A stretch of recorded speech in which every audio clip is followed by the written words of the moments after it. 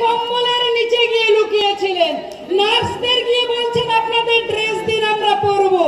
লজ্জায় মাথাটা নিচু হয়ে যায়। খাকি উর্দিগুলো খুলে রাখুন। কলকাতার পুলিশ কমিশনার